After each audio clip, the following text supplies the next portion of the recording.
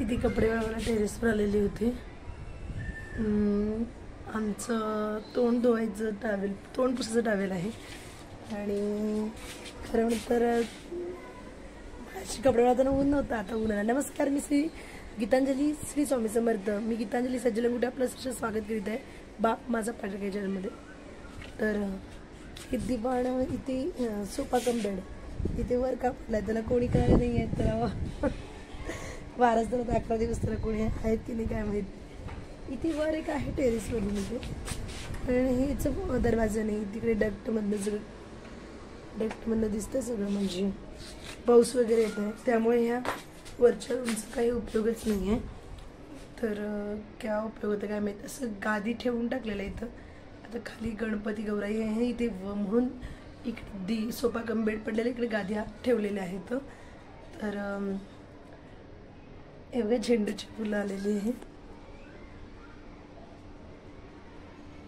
मला आजचं मेसेज आलेलं होतं श्री स्वामी समर्थ ग्रुपमध्ये की उपमुख्यमंत्री अजितदादा पवार येणार आहेत मठामध्ये. कारण की हरपळे भाऊ जे सगळं बघतात ना, मठ सगळं बघतात, त्यांना 2 मुलं आहेत. त्यांचा एक मुलगा ना डॉक्टर आहे, एक शेफ आहे. ते बाहेरगावी परगावी राहतात ते. आणि ते डॉक्टरचं सगळं झालेलं आहे, ते डॉक्टर मुलाचा अभ्यास. आणि ते आता क्लिनिक पण बांधलं, अगदी समोरच आहे. इकडे समोर मंदिर, इकडे समोर क्लिनिक आहे, हरपळे क्लिनिक म्हणून. त्यांनी सत्यनारायणाची पूजा केली श्रावणामध्ये, पण आता त्यांना उद्घाटन करायचं आहे. आणि त्याच्यासाठीच मग उपमुख्यमंत्री येणार आहे. ते ज्यांना कोणाला आज सकाळी नाही किंवा दुपारी वेळ मिळेल, संडे आहे, तर ज्यांना वेळ मिळेल त्यांनी मंदिर सगळं स्वच्छ करायला बोलवलं. आतील भाग बाहेरील भाग सगळं वर्ष वगैरे पुसायला. पण आता 2:20 झालेले आहेत. मी संडे असल्यामुळे उशीर उठलेली आहे. आणि सकाळचा नाश्ता तर मी तयारी करून दिली आहे, मिस्टरांनी बनवले. रवाचं घावण आणि सुक्क बटाट्याची भाजी. तर दुपारी आता मी चपाती खाली जाऊन. आणि सकाळचा नाश्ता त्याने केला, गरम गरम मजा आली. कधी कधी आपल्याला पण वाटतं की त्याने करावं. आणि मी ज्या हॉटेलमध्ये जाते तिथे सगळेजण स्वयंपाक करायला पुरुष असतात, मी असं त्यांना बोलते. आणि काही फरक पडत नाही. फरक या गोष्टीचा पडतो की तुम्ही किती स्वच्छ राहिलो, किती घाण राहतात. तर आज ऋषीपंचमी आहे 8 सप्टेंबर. तर मी हे स्वतःहून सर्वे करते ना, मी आशा वर्कर असल्यामुळं. तर बायकांना जास्तीत जास्त गप्पे मारायला, निवांत बसायला. आपलं बाळ रडत असेल तर पण मी पण बाई आहे, पण मी असं इतरांसारखं नाही करत. आपलं बाळ रडत असेल तर पण ते काय करतात,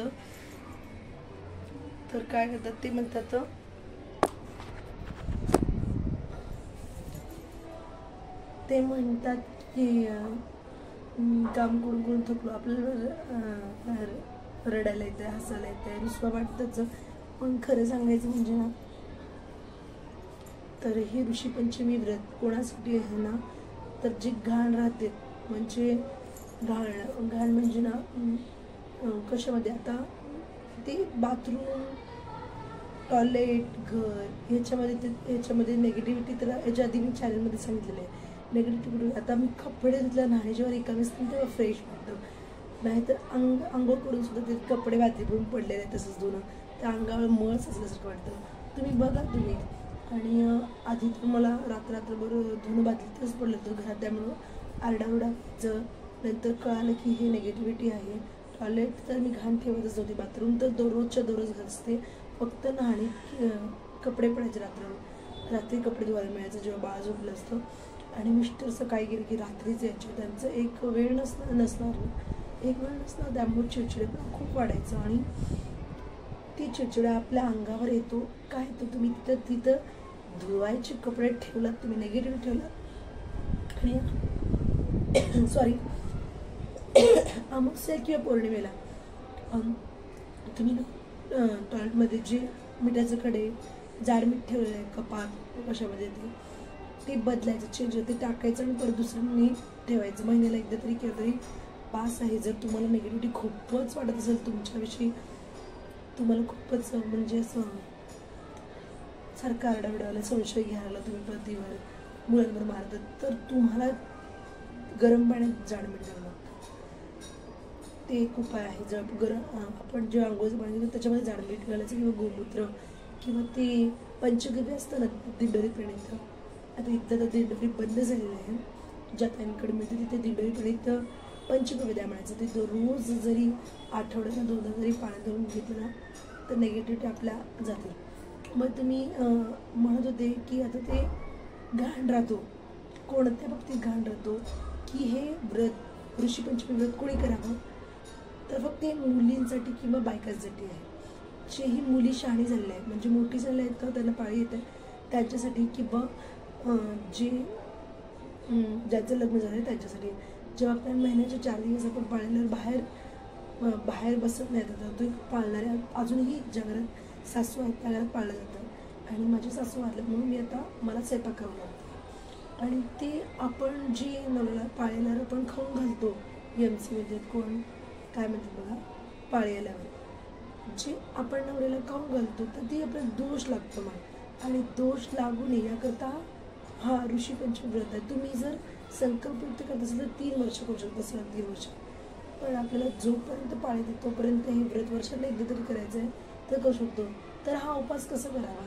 काही जण फलाहार घेऊन करतात, एक टाईम उपास, एक टाईम दुपारी फलाहार करतात, रात्री उपास सोडतात. आणि ते 5 प्रकारच्या भाज्या मिक्स करून भाज्या केल्या जातात ते.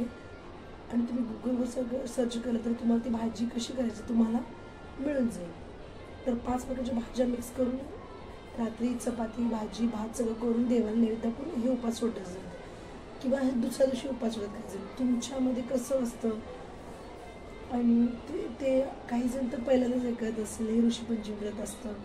आणि फार खोलून सांगायचं म्हणजे ना जेव्हा ते हायफाय राहिल्यासारखं करतात ना ते मुलींना तर ते मुलीच घाण राहत असतात. म्हणजे आपण कुठेतरी फिरायला गेल्यावर कुठेही पॅड वगैरे फेकतात हे सांगायची गरज का पडली की घाण मगाशी पासून म्हणलं तर त्याच्यावर किडा मुंगी किंवा साप वगैरे विंचू त्याच्यावरून गेलं ना तर आपला दोष लागतो. याच्यासाठी स्पष्ट सांगितलेले आहे.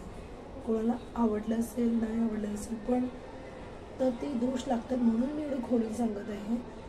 तर ते व्यवस्थित कागदात गुंडाळून वगैरेच आपण कचऱ्याच्या डस्टबिनमध्ये टाकलं पाहिजे.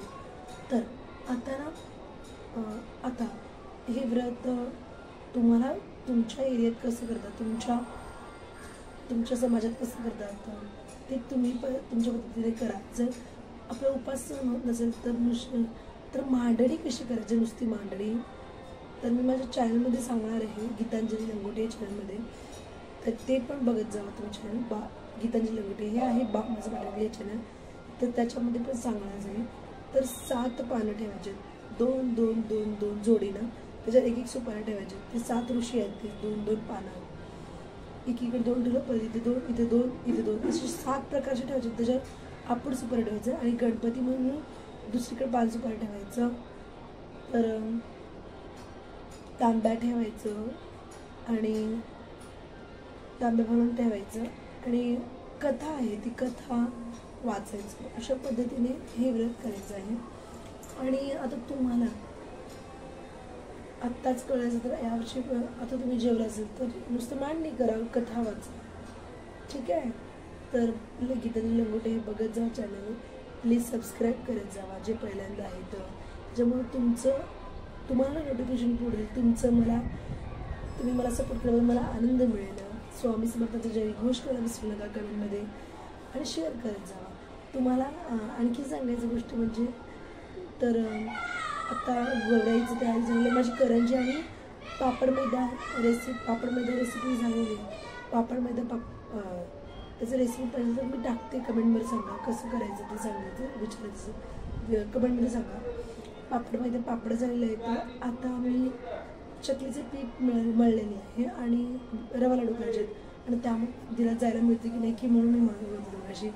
तर श्री स्वामी समर्थ प्लीज सपोर्ट करायचा जावं आणि लाईक करा विसरू नका. श्री स्वामी समर्थ माऊली आम्हाला चांगली विद्यापीठ आमच्याकडून पूर्ण सेवा करून घ्या. सुखी समाधानी आरोग्य संबंध जगण्यासाठी तुमच्या नामाचं म्हणतो श्री स्वामी समर्थ.